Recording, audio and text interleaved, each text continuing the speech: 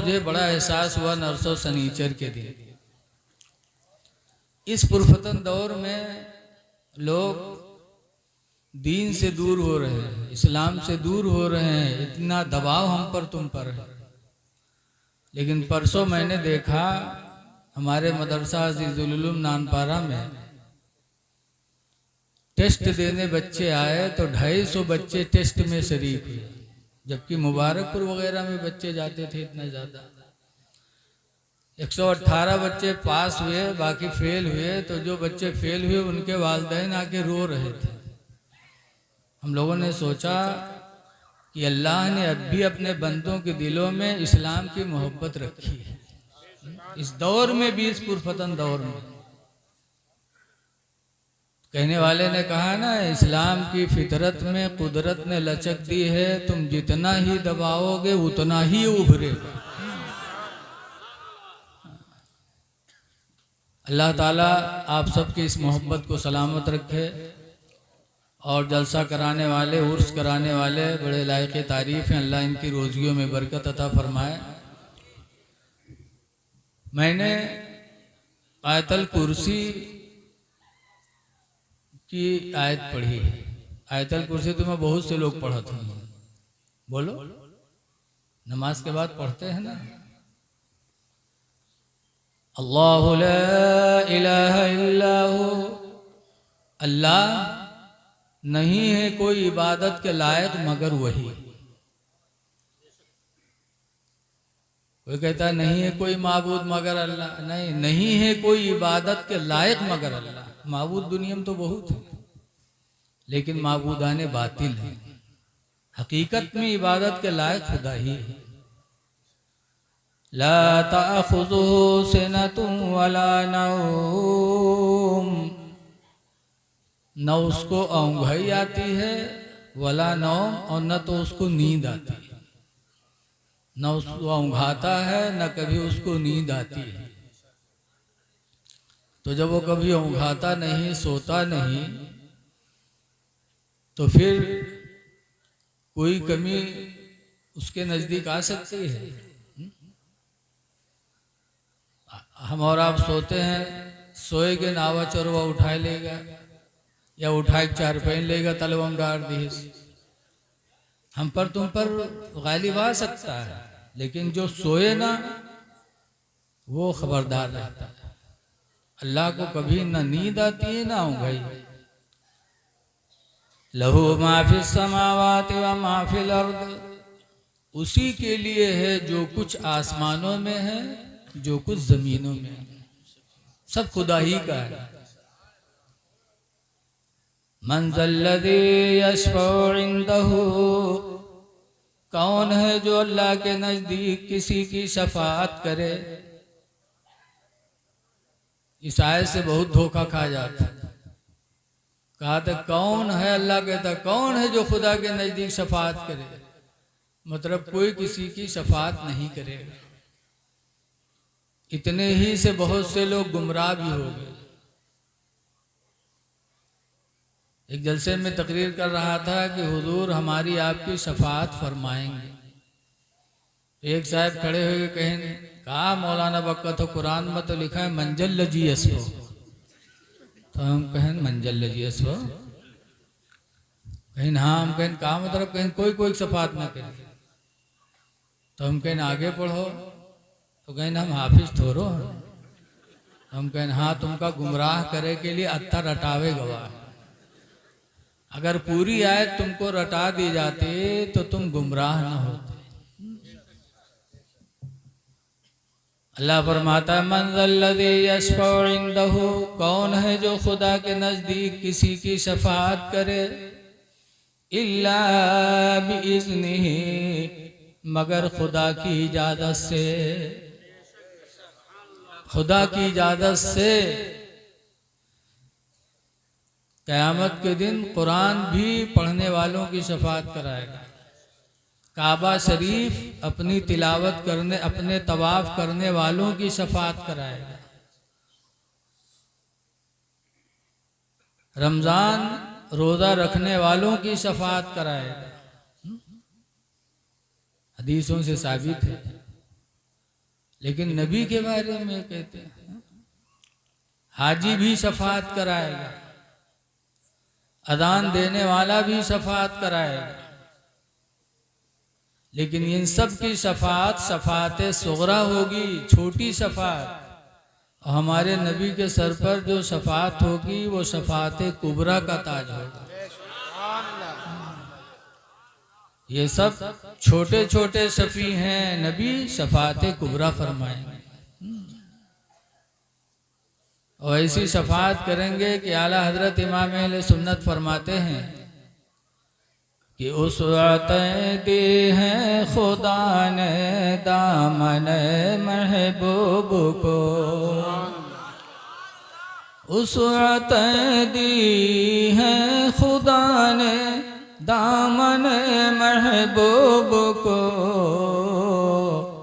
जुर्म खुलते जाएंगे और वो छुपाते जाएंगे, जुर्म खुलते जाएंगे और वो छुपाते जाएंगे।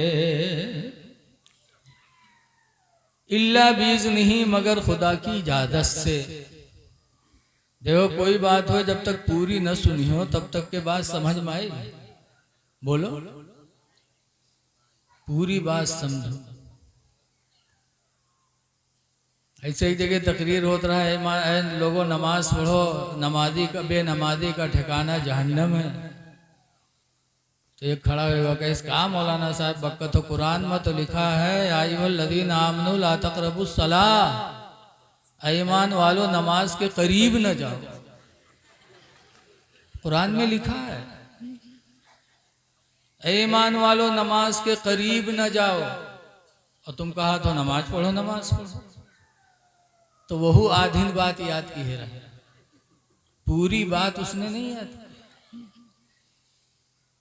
अल्लाह फरमाता है ईमान वालों नमाज के करीब न जाओ, कब? व अंतुम सुकारा, दरा हाले के तुम नशा में हो। नशा में हो तो नमाज के किनारे न जाओ। शराब पहले हलाल थी, एक साहब शराब पी के नशा उतरा नहीं, नमाज में पहुंच गए और पढ़ावे लगे, इमाम साहब बन गए। और कुलिया शुरू की तो जत्ते उमा ला मलिफ रहा है सब खत्म कर गए। कुलिया युहल काफिरून आबुदु मा ताबुदून व अंतुम आबिदूना मा अबुदु व अना अबुदु मा अबदतुम हलान, उल्लाह के यहाँ सब खत्म कर गए। क्या मतलब हुआ? अल्लाह ने फरमाया कुल, तुम कह दो या युहल काफिरून, काफिरो, ला अअबुदु मा ताबुदून, मैं उसकी इबादत नहीं करूंगा जिनकी इबादत तुम करते हो। और जब ला हटा दे हो तो कहा हो जे हम भी उसी की इबादत करेंगे जिसकी इबादत तुम करते हो, तो कुफ्र नहीं हो जाएगा? तो जत्ते ला रहा है सब हटा दीन। तब यह आयत नाजिल हुई कि शराब भी हराम है, शराब अब हराम हो गई। इन्नमल खमरो वल मैसिरो रिजसुम मिन अमलि शैतान, बेशक शराब और जुआ ये शैतानी काम है। यसअलूनका अनिल खमरी वल मैसिरी, ऐ नबी आपसे लोग शराब और जुआ के बारे में पूछते हैं। कुल फीहिमा इस्मुन कबीर, कह दो उन दोनों में गुनाह कबीरा है। तो कुरान ने फरमाया जब नशा में हो तो नमाज के किनारे न जाओ। अब आधीन बात याद के लो तो बात गड़बड़ न हो जी। बोलो, बात पूरी याद किया करो। आजकल लोग गुमराह करने के लिए हदीस भी काट काट के सुनाते हैं।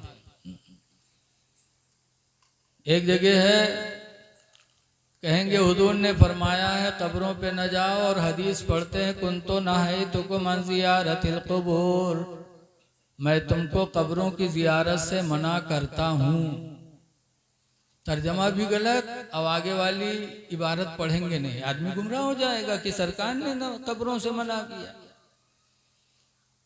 लेकिन पूरी बात जब पढ़ोगे तर्जमा भी गलत करते हैं।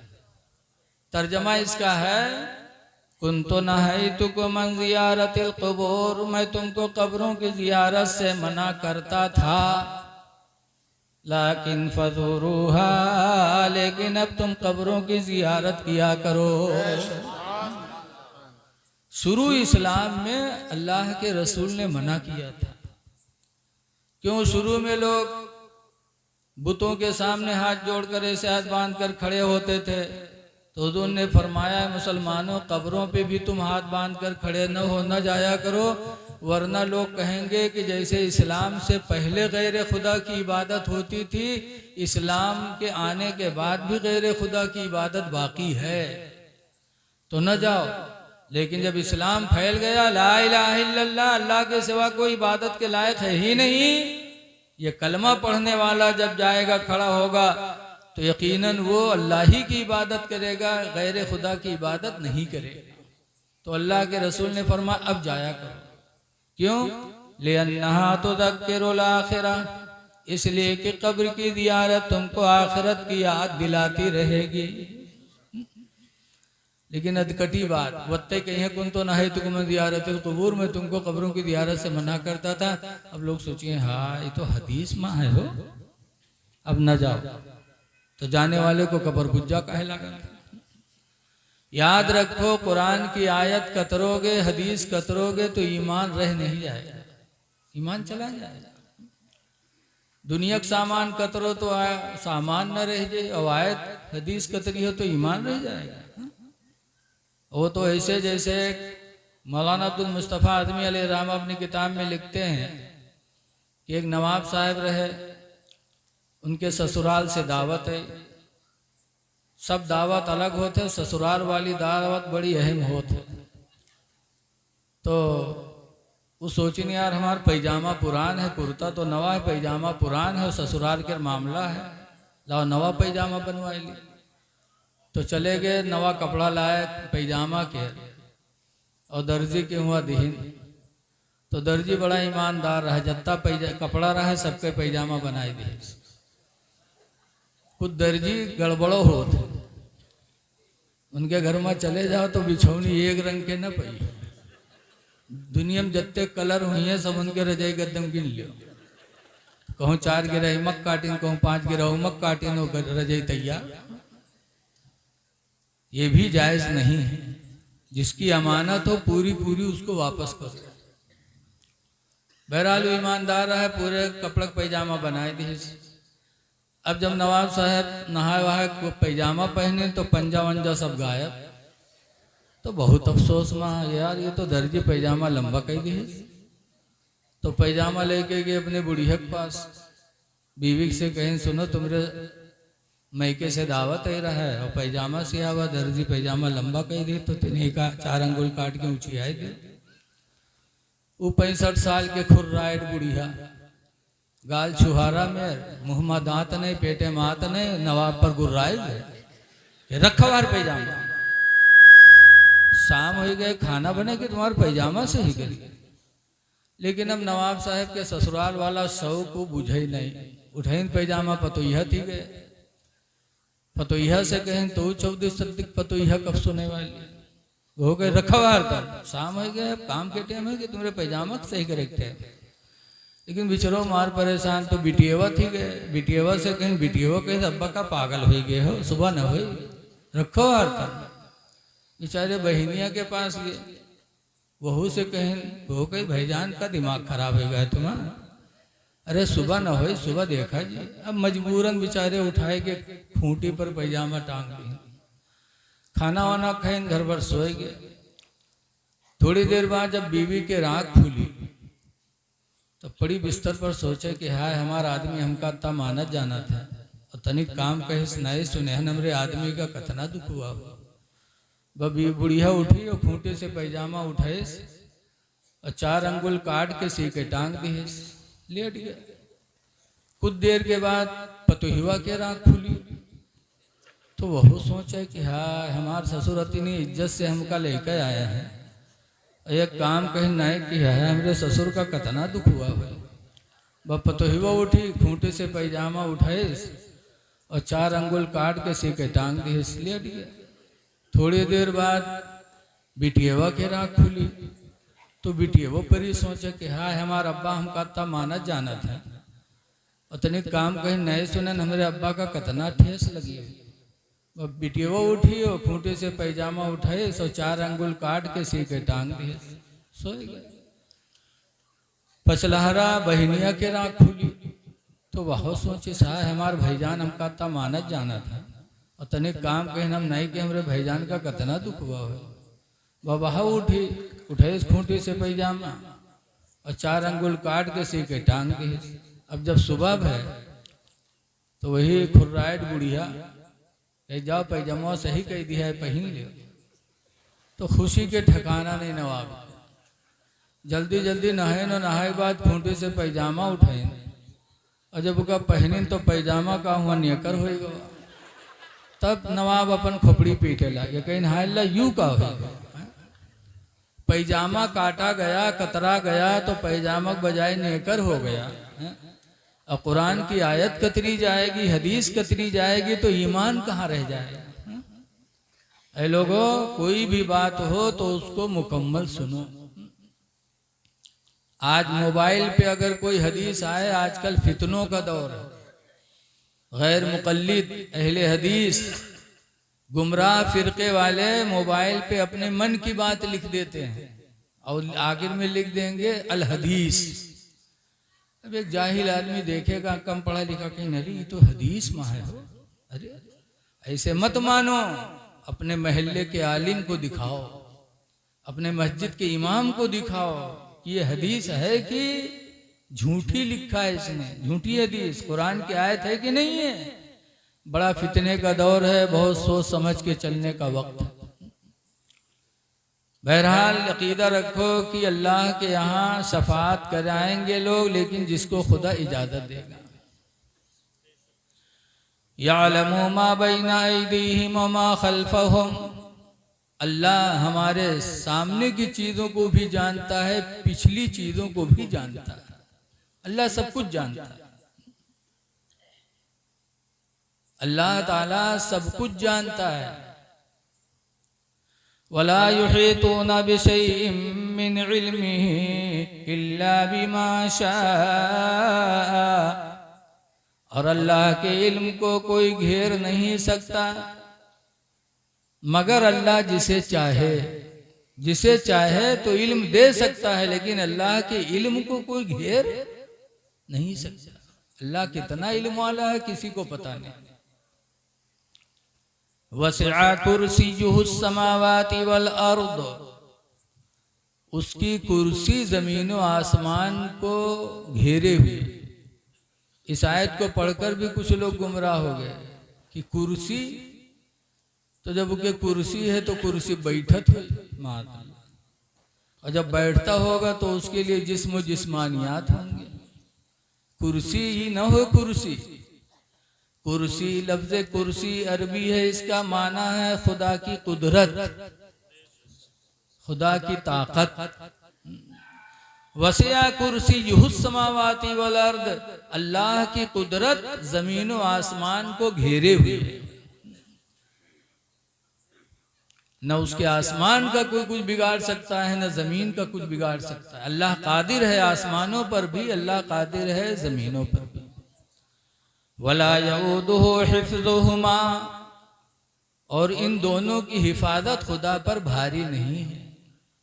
एक मकान की हिफाजत हम पर भारी है, पुराना हो गया, गिरने लगा तो उसको हम संभालते हैं, कहीं टपकने लगा तो उसको बनाते हैं। और ये आसमानों जमीन की हिफाजत खुदा कर रहा है, तो कोई सोचे खुदा परेशान हो जाता होगा मादअल्लाह, तो कुरान कहता वला यऊदुहु हिफ्ज़ुहुमा, उन दोनों की हिफाजत खुदा के ऊपर कोई भारी नहीं। वहुवल अलीयुल अज़ीम, और वो बुलंद है, बड़ा। आयतल कुर्सी नमाज पंजगाना के बाद पढ़ करके वला यऊदुहु पर जब पहुंचो तो अपने 5 उंगलियों को, एक 5 को इस पे, एक 5 को इसके पे रख करके पढ़ो, तो इंशाअल्लाह आपकी मुसीबतें भी दूर होंगी, आंखों की रोशनी कभी घटेगी नहीं। मोटरसाइकिल पर बैठो तो दुआएं तो हाई हैं, बस पर बैठो लेकिन ये भी कह लो या हय्यु या कय्यूम बिरहमतिका अस्तगीसु, तो इंशाअल्लाह ताला तमाम हवादिसात से तुम महफूज रहोगे। गाड़ी भी महफूज रहेगी, तुम भी महफूज रहोगे। बहरहाल ये आयतल कुर्सी है, आप पढ़ते रहते हो, इसका माना समझ लिया तो हो सकता है आपको पढ़ने में लज्जत भी आए। आज एक अल्लाह वाले के उर्स के मौके पर हम और आप यहाँ जमा हुए। जब हम बुजुर्गों के उर्स में जाएं तो जरा हम सोचें कि आज इनका उर्स क्यों हो रहा है, दूसरों का क्यों नहीं हो रहा है। तो अल्लाह का वादा है, फज़कुरूनी अज़कुरुकुम, तुम मुझे याद करोगे तो हम तुम्हें याद करेंगे। तो इन्होंने खुदा को इस तरह याद किया कि अल्लाह ने अपने बंदों के दिलों में इनके ऐसे मोहब्बत डाल दी कि अल्लाह के बंदे इनको ता क़यामत याद करते रहेंगे, इनका जिक्र करते रहेंगे। अल्लाह का जिक्र करो।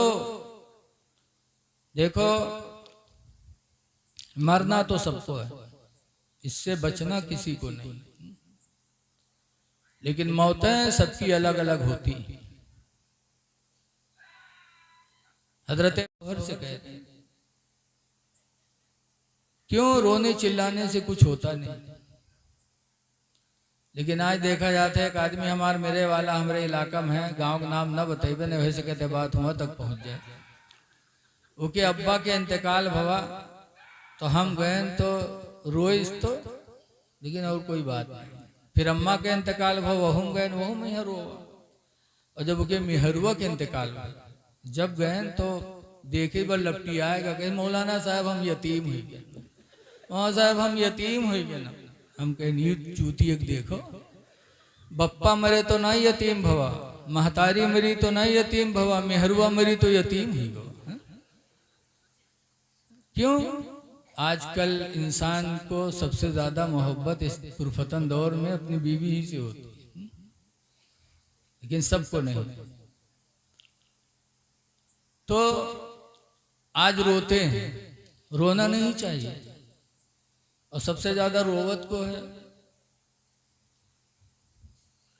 पतोइया, जो नहीं थे आवत लड़कवा का दूर कह दी महतारी बाप से, बोले ना भाई बहन से बोले न दी, महतारी बाप से न बोले दी, खाना पानी नहीं देने देगी, खर्चा नहीं देने देगी। और वही अब्बा जब मरी हैं, अम्मा मरी हैं, तो वही पतोहिवा आई अररा गिरी धूं से, लोग उठाइए फिर गिरी धड़ाम से, लागत है चली जाइए यहू अब साथ।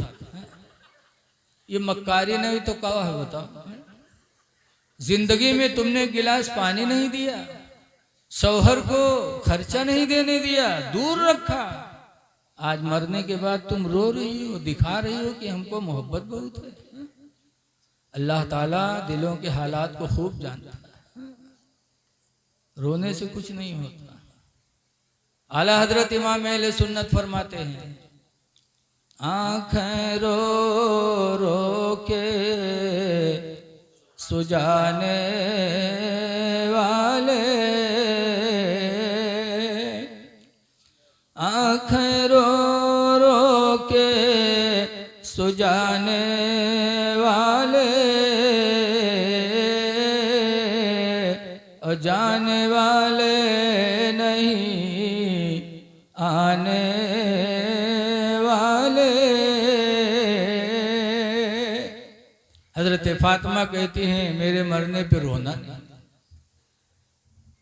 तीसरी वसीयत करती हैं कि मेरे मरने के बाद एक तंदुरुस्त औरत से निकाह कर लेना, जिससे एक लड़का पैदा होगा, उस लड़के का नाम अब्बास अलमबरदार होगा। मेरे मरने के बाद मेरे बेटे हुसैन पर करबला में मुसीबतें आएंगी, तो अब्बास मेरे बेटे हुसैन का दाहिना बाजू बनेगा। ये हजरत फातिमा ने वसीयत किया, एक तंदुरुस्त औरत से निकाह कर लेना, जिससे एक लड़का पैदा होगा, उसका नाम अब्बास अलमबरदार। अच्छा बताओ, फातिमा ज़हरा रज़ी अल्लाह अन्हा का विसाल हुआ 11 हिजरी में, और करबला कब हुआ? 61 हिजरी में।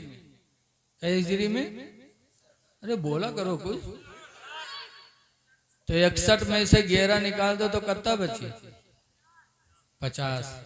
50 साल पहले फातिमा ज़हरा ने बताया था जो 50 साल के बाद होने वाला था। ये नबी की बेटी का इल्म है कि 50 साल बाद क्या होगा, और वो सामने हुआ।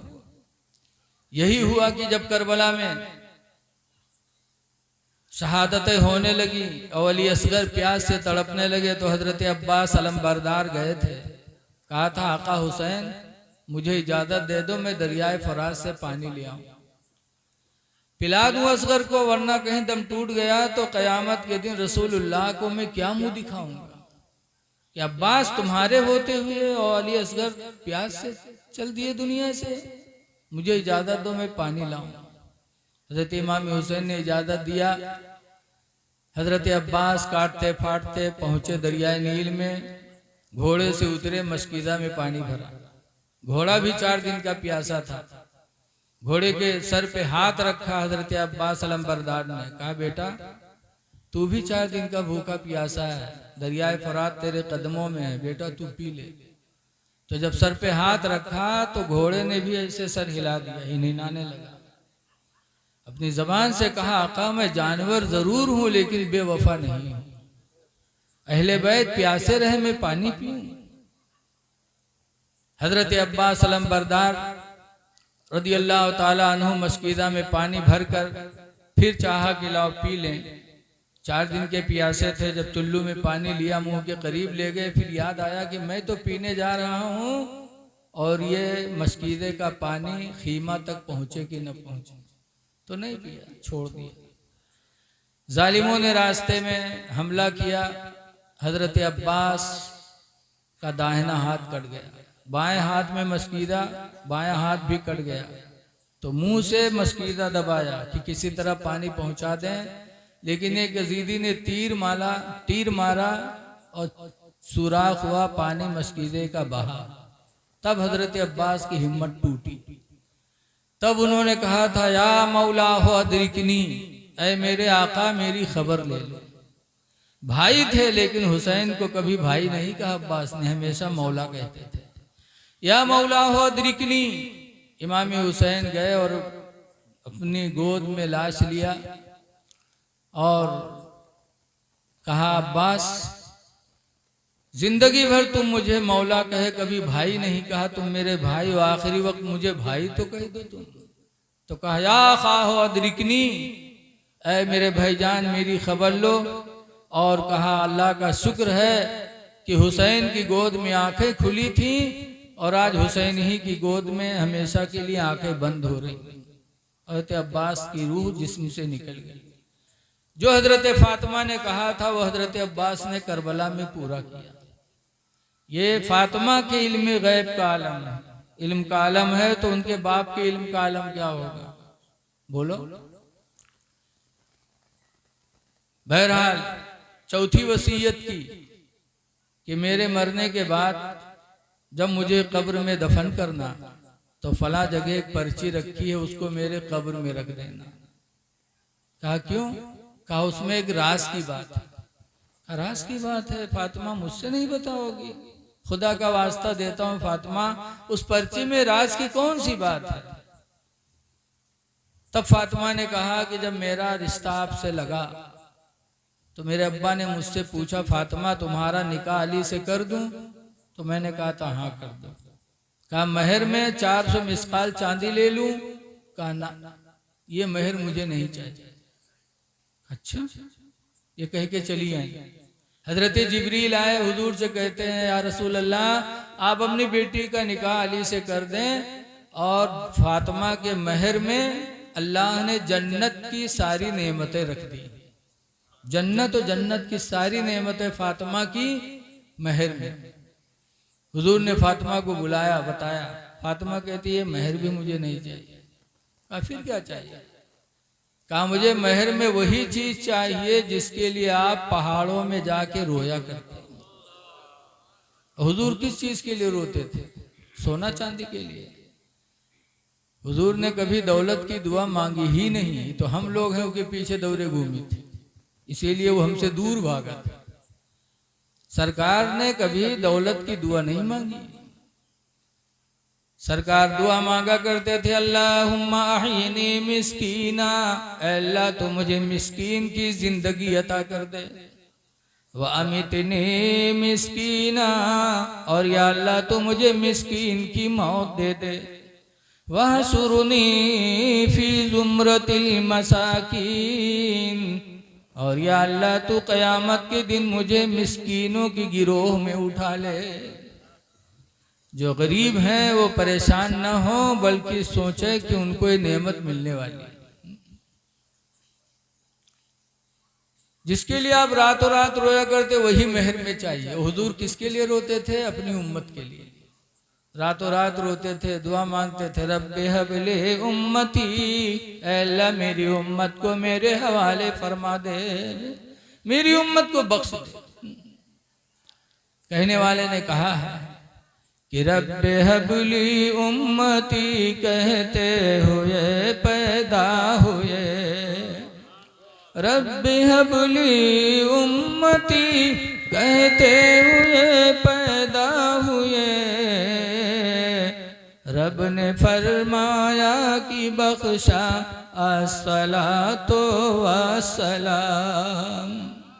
मुझे वही चीज चाहिए, आपकी उम्मत की बख्शिश में मेहर में चाहते हैं।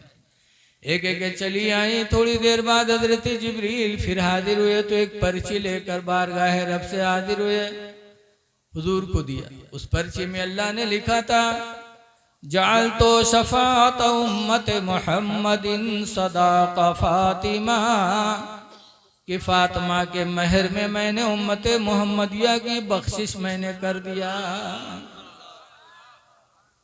जब वो सुना तब फातिमा खुश हुई, हाँ ये मुझे मेहर चाहिए। और हजरत अली के निकाह में चली गई। लेकिन निकाह हो गया, लेकिन गौना नहीं गया, रुखसती नहीं हुई। 2 साल तक रुखसती नहीं हुई। शादी हो गई। मदीने के लोग कहने लगे, अली 2 साल हो गया निकाह हुए, रुखसत नहीं कराए। कहा कहाँ ले आए, मेरे पास घर भी तो नहीं। बहुत गरीब थे हजरत अली, बेघर थे मदीने में। तब एक मदीने के अंसारियों पे अल्लाह की रहमत कुर्बान हो, मदीने के अंसारियों ने बड़ी इस्लाम की मदद की।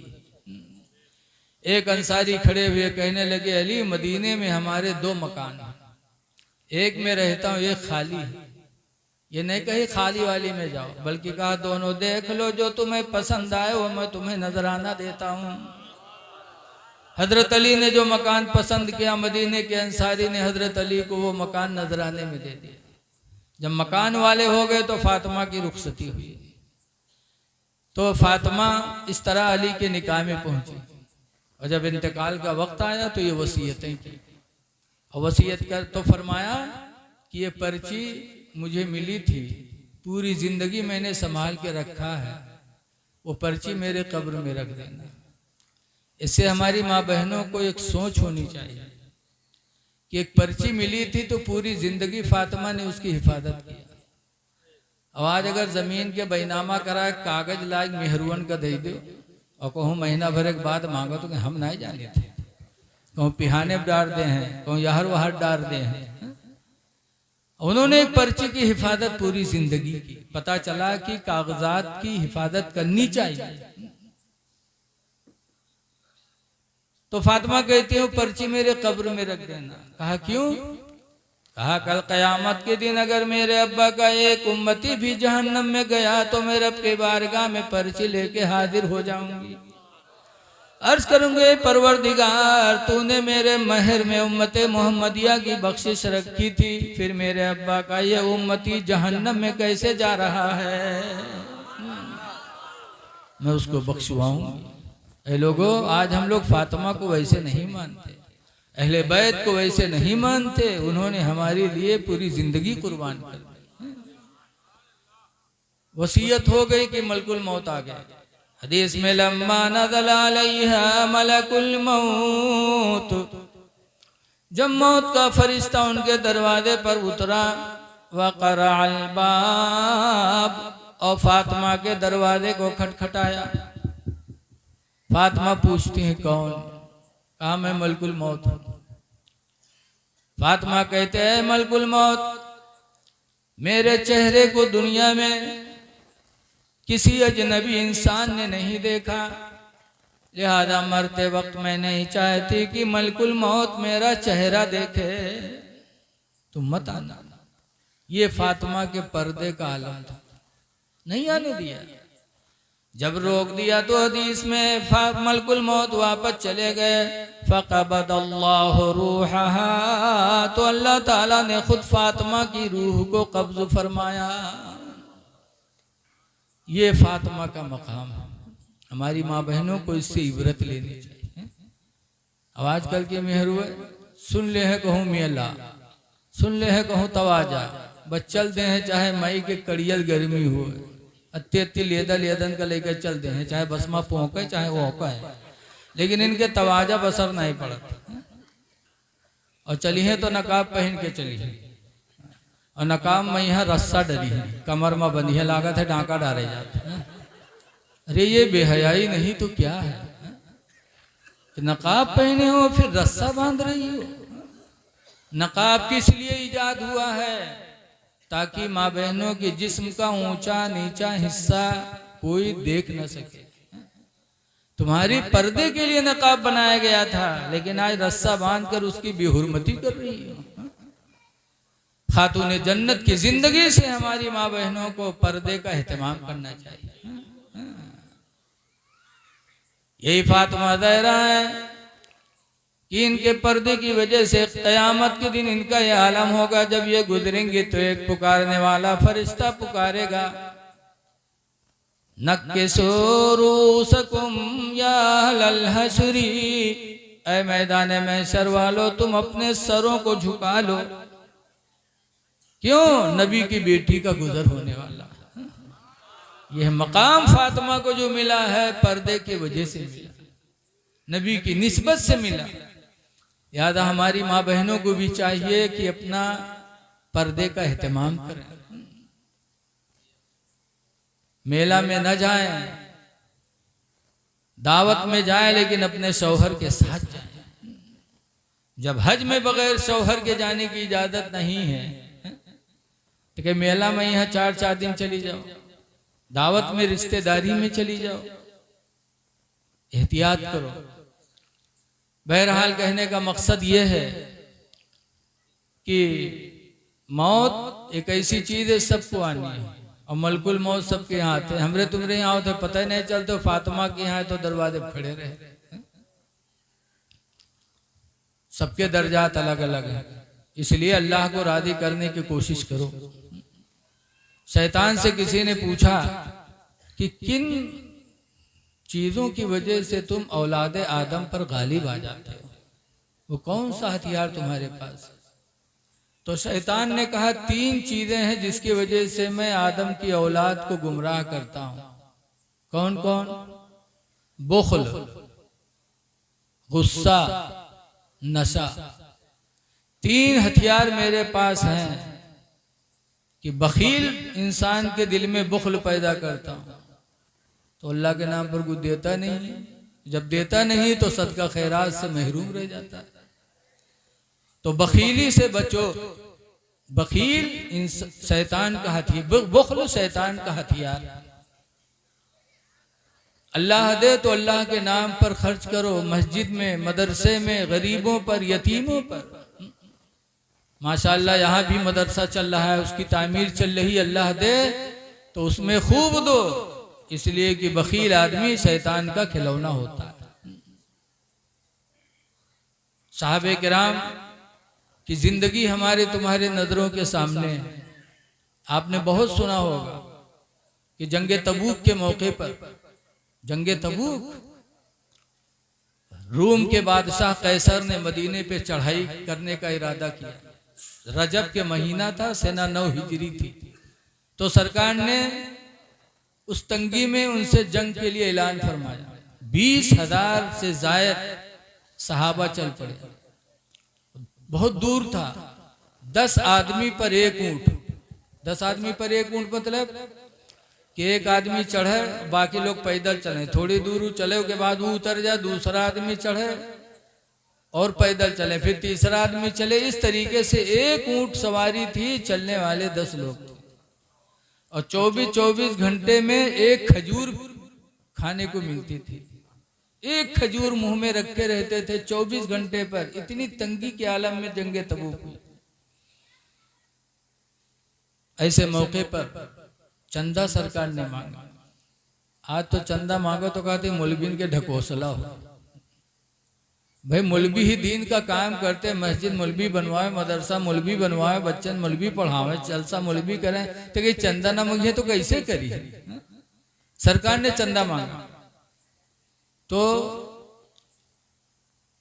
हजरत उमर रदी अल्लाह ताला अन्हु ने सोचा कि अबू बकर हर मामले में आगे रहे थे, आज मैं अबू बकर से आगे रहूंगा। घर का सारा माल जमा किया, आधा घर में रखा, आधा बारगाह नबी में ला के रख दिया और सोच रहे हैं कि आज मेरा नाम सबसे बड़ा होगा। इतने में देखते हैं कि हजरत अबू बकर सिद्दीक रदी अल्लाह ताला अन्हु घर की सारी दौलत और घर का सारा सामान ला करके नबी की बारगाह में हाजिर कर दिया। पूछा अबू बकर घर के लिए कुछ रखा? तो कहा परवाने को चिराग है, बुलबुल को फूल बस, सिद्दीक के लिए है खुदा का रसूल बस। ये सहाबा करते थे, सब कुछ दे देते थे। यहाँ तक कि लिखा है कि कपड़ा भी ले आए थे, एक कंबल सिर्फ ओढ़े थे, कंबल में बटन की जगह पर बबूल के कांटे लगाए हुए थे। सब कुछ दे दिया नबी की बारगाह में। हजरत जिब्रील आए, कहने लगे या रसूल अल्लाह सल्लल्लाहु अलैहि वसल्लम, आज आपके दोस्त अबू बकर का ये लिबास खुदा को ऐसा पसंद आया कि आज जन्नत में जितने फरिश्ते हैं सबका आज यही लिबास है। ये सदका खैरात का जज्बा था सहाबा के अंदर। इसीलिए हुजूर कहा करते थे कि मैंने सबके एहसान का बदला तो चुका दिया सिवाय अबू बकर कि अबू बकर ने जो मेरे ऊपर एहसान किया उस एहसान का बदला मैं न चुका पाया, उसका बदला अल्लाह ही चुकाएगा। तो ऐ लोगों, अल्लाह दे तो अल्लाह के नाम पर सदका खैरात किया, बखील न बनो। बखील शेख सादी लिखते हैं, बखील अरबू जाहिदो बहरोबर बहिस्ती नबासत बहुक्मे खबर, कि बखील आदमी चाहे पानी पे इबादत करे चाहे मिट्टी पे इबादत करे, हदीस के हुक्म से वो कभी जन्नती नहीं होगा। तो अल्लाह दौलत दे तो अल्लाह के नाम पर खर्च करो। लेकिन कुछ लोग हैं ऐसे कि रुपया चला जाए लेकिन जान न जाए, जान चली जाए लेकिन रुपया न जाए, ऐसे भी आदमी। हमारे उधर एक बाबा रहा है, वो कहा रहा है कि कोई हमारे हाथे भी 1 लाख रुपया दे दे तो गोली मार दे हम। तो हम लोग पूछे बाबा जब गोलियां ही मार दी तो रुपया क्या करी है? कहने इससे मतलब नहीं, जान चली जाए लेकिन रुपया न जाए। जैसे एक आदमी रहा है, कमाए कमाए रुपया बटोरिस, और के बाद लड़का बनी एक दुकान पर कही भैया फुटको रख लो, नंबर ही दे दो, बहुत पहले की बात। तो रख ली, नंबर ही नोट पकड़ाए दिए। अब उसका फैलाए रस्तम देखे, बहुत खुश की 100 के नोट मिल गया, लेके आवा कपड़ा में बांध के बक्सा में रख दिए। रात भर उके खुशी के मारे नींद नहीं है कि 100 के नोट धराए घर में। जैसे आपके घर में 2-3 करोड़ रुपया रखा हो तो खुशी के मारे नींद आई जल्दी, सोचियो कहाँ लगाई कहाँ करी, क्योंकि नींद नहीं है। सुबह उठा तो काम पर जाए से बक्सा खोले, बक्सा खोल के रुपया निकाल के देख लिए, उसके बाद लपेट के रख दी, चला का काम करे। शाम के जब लौटा तो फिर बगैर हाथ पांव धोए बक्सा जुटा, बक्सा खोलिस, रुपया निकाल देख ली तो बंद के रख दिए। सुबह देखे शाम देखे, खोली मेर देखे कि लागे बक्सम को मदार बंद किए, ये मेर देखे बड़े मगन मरा है। जुमक दिन आवा तो जुमक दिन वो काम करे चला गया, वो बेगैरत के है नमाज जुमस का मतलब। आज भी कुछ लाख ही रहे हैं। ऐ लोगों, हर चीज को अल्लाह ने एक ताल्लुक पैदा किया असल में। हुजूर नबियों के सरदार हैं, हुजूर नबियों के सरदार हैं। ऐसे ही रमजान और महीनों का सरदार है, बिलाल हबशा का सरदार है, सुहैब रूमी अहले रूम के सरदार हैं। ऐसे जुमा दिनों का सरदार है, सैयदुल अय्याम है। इस दिन की अहमियत करनी चाहिए। बहरहाल जुमा के दिन चला गा काम करे, अल्लाह की मर्जी। इमाम साहब जुमा में खड़े हुए गए, तकरीर करे लगे, भाइयों अल्लाह फरमाता है अकीमुस्सलाह व आतुज़ ज़कात, कायम करो नमाज, अदा करो ज़कात। 40 में 1, 100 में 2.5 रुपया ज़कात दो, जो नहीं देगा वह माल अजदाहा साहब बनकर के कब्र में उसको डसेगा। मौली साहब सुनावे। और के घरे बगले में रहे तो रहे नहीं के मेहरुआ सुनत रहे। तो चौंकी कही हाय मौलवी कहा थे 100 रुपया ज़कात जरूरी है और जो नदी उकाज दहा सांप कबर में काटी तो हमारे घर में 100 के नोट धरा कर न देवे तो हमहू का काटी। बगैर बक्सा खोली सो 100 के नोटवा निकाली तो मस्जिद में कह लो मौलवी 2.5 रुपया काट ले। मौलवी बिचरो 2.5 रुपया काट ली 97.5 दीन वो लेके वही कपड़ में बांध के बक्सा में रख दी। अब वो कहे आदमी जब शाम के लौटा तो निरहा तरसा बक्सा जुटा। बक्सा खोली तक वो कपड़वा उठाई सुखा खोली तो खन्न से अठन्नी नीचे गिरी। तो कहे जो खटका कहे लाई में फुटकुर कहाँ से आएगा। तो गिनीस तो देखी 97.5। बहुत घबरान औरतिया गोरे सिया रे यहाँ कसके रही 100 के नोट रखा रहा है रे ढई का ही गिरे। कहने रे मौलवी तकरीर करता रहा है कि 40 में 100 रुपया ज़कात जरूरी है। जो नदी का दहा साफ कब्र में काटी तो 2.5 रुपया ज़कात दे के ही है। इसका हम वक्त कहीं की जिंदगी में पहली दफा 100 के नोट पावा रहा है वहां तो राय डाले रे जले गया मौलवी से।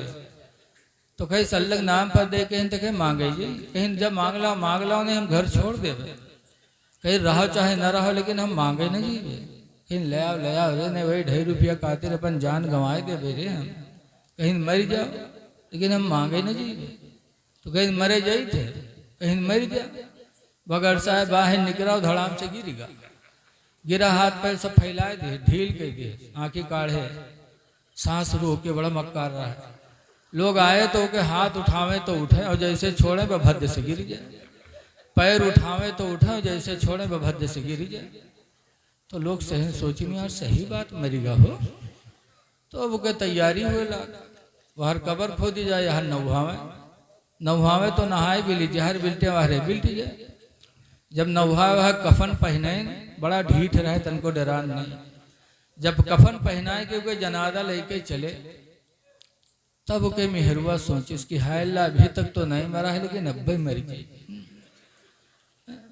मर्द के मक्कारी मेहारू जाने मेहारू के मक्कारी मर्द जाने। आजकल बहुत से मेहरुओं तो आई हैं ससुराल में अब बेहोश हो जाएंगे। अब आंखें काढ़े रही हैं डॉक्टर सुई पर सुई लगाए लेकिन कोई बीमारी हो तब तो चली जाए। लाद के ले जाइए अस्पताल में वो बोतल चढ़ी लेकिन आंखें ना बंद हुई। बहुआ से नैहर ट्रांसफर और नैहर में पहुंची कि टन। तो एक दूसरे की मक्कारी को सब जानते। और रतिया घबराए कि हाय अल्लाह अभी तक तो नहीं मरा है लेकिन अब भी मर जाए जहाँ कब्र में दबाई है। वह रतिया भागी घर से कैसे भाइयों अल्लाह के वास्ते हमारे आदमी का जनाजा है जरा रख दो दूर हो जाओ आखिरी बार है जरा हम अपने आदमी से कुछ बात कही ले। तो लोग रख दी दूर हो गए। जब दूर हो गए तो रतिया के काने में कहा थे कि उठ पर रे चल घर का कबर तैयार है भाई दवाए दे रे उठ। तो कहा थे 2.5 रुपये वो ले है कहे सुखा तो न ले। तो कहते भाग जा बहुत जालिम रहा नहीं उठा। जब नहीं उठा तो औरतिया बेचारी चलिए। जब चलिए तो लोग उठे जनाजा कब्रस्तान पहुंचे। हुआ नमाज पढ़ के तक कब्र में रखी लकड़ी जोड़ी मट्टी दे जात रहे। तब तक औरतिया का फिर नहीं बर्दाश्त भाई अल्लाह मर जाइयो अब न बचे। तो फिर दौड़े कहे भाई अल्लाह के वास्ते थोड़ी देर और रुक जाओ आखिरी बार है जरा हम अपने आदमी से कुछ बात कह ली। तो लोग फिर हट गए। जब हट गए तो औरतिया के लकड़ी हटाए के कब्र में उतरी। उतरे के बाद फिर उनके काने में कहा था कि उठ रे उठ चल घर करे अब पाड़ दे रे देख लकड़ी जोड़ दे उठ। तो कहते 2.5 रुपये ले है कहीं सुखा तो न ले। तो कहते पाड़ दे बहुत जालिम रहे नहीं निकला। जब नहीं निकला तो औरतिया बाहर है। जब बाहर है तो लोग पूछें का हुआ कुछ बातचीत है। तो औरतिया कही कि हाँ हमारा आदमी हमसे वसीयत की है कि हम मर गए कोई नेकी नहीं कही पावा है लिहाजा हमार घर मस्जिद के नाम बैनामा कह दी। जब वो सुनिस तब खड़बड़ाए के कूदा कहीं सारे उठाई गिरी 2.5 रुपया कहते हम जान गंवाए दिए थे। तो घरों मस्जिद में लिखे जाते रहे कम वक्त कहूँ कहते ऐसे ऐसे बखील दुनिया में पड़े हैं। शैतान कहता है कि 3 हथियार मेरे पास हैं गुमराह करने। नंबर 1 पर बुख्ल कि आदमी को बखीली उसके दिल में पैदा करता हूं तो वो दीन से गुमराह हो जाता है। और दूसरे नंबर पर गुस्सा ये भी शैतान का हथियार है। ऐ लोगों गुस्सा से दूर रहा करो गुस्सा ना किया करो। अगर गुस्सा है तो कुरान कहता अल कादिमीन अल गैज़, गुस्से को पी जाने वाले, वल आफीना अनिन नास, और लोगों की गलतियों को माफ कर देने वाले, वल्लाहु युहिब्बुल मुहसिनीन, अल्लाह एहसान करने वालों को अपना महबूब बना लेता है। गुस्सा न किया करो, गुस्सा है तो पी जाओ, गुस्सा पियो। एक डॉक्टर के पास एक दिन बैठे रहा ननपारा में, तो हमका समझावेला, कहेला कि चोरी करो, हराम खाओ, जन्नत में जाओ। हम के लंग देखियो, हमरे लंग देखे। फिर कहा है मौलाना साहब, चोरी करो, हराम खाओ, जन्नत में जाओ। हम कहे यार डॉक्टर तुम अजीब आदमी हो, क्या बक रहे यार। तो कहें मौलाना साहब समझे नहीं, चोरी करो यानी तहज्जुद पढ़ो, और हराम खाओ यानी गुस्सा को पी जाओ, बस जन्नत में चले जाओ। तो हम कहा जा यार, तुम ई मेर कहा तो जिससे आदमी और बौखलाया जाए। तहज्जुद को तुम चोरी से बता रहे हो। गुस्सा हराम होता है, गुस्सा न किया करो। हदीस पाक में हुजूर फरमाते लैसा शदीदु, पहलवान वो नहीं है, अल्लज़ी यसरउ, जो दूसरे को पटक दे, दूसरे को मार दे, गुस्से से पटक दे, पहलवान वो नहीं है। बल शदीदु, बल्कि पहलवान तो वो है, अल्लज़ी यमलकु अला नफ्सिही इंदल गज़बे, जो गुस्सा के वक्त अपने नफ्स पर काबू कर ले। किसी को पटको ना, गुस्सा है तो मारो ना, गुस्सा है तो गाली न बको। अच्छे मुसलमान बन जाओ, अपने नबी के फरमान को अमल में लाओ। हुजूर फरमाते हैं, हुजूर से पूछा गया अय्युल मुस्लिम खैरुन, कौन मुसलमान बेहतर है, कौन मुसलमान अच्छा है। सरकार ने फरमाया अल मुस्लिमु मन सलिम अल मुस्लिमून मिन लिसानिही व यदिही, कि मुसलमान तो वही अच्छा है जो दूसरों को अपनी जबान और अपने हाथ से बचा ले, अपनी जबान से किसी को तकलीफ न पहुंचाए, न मारे, न अपनी जबान से कुछ कहे। तो अच्छे मुसलमान बनो, गुस्सा न करो। गुस्सा हराम होता है, गुस्से को पी जाने वाला अल्लाह का महबूब बंदा होता है।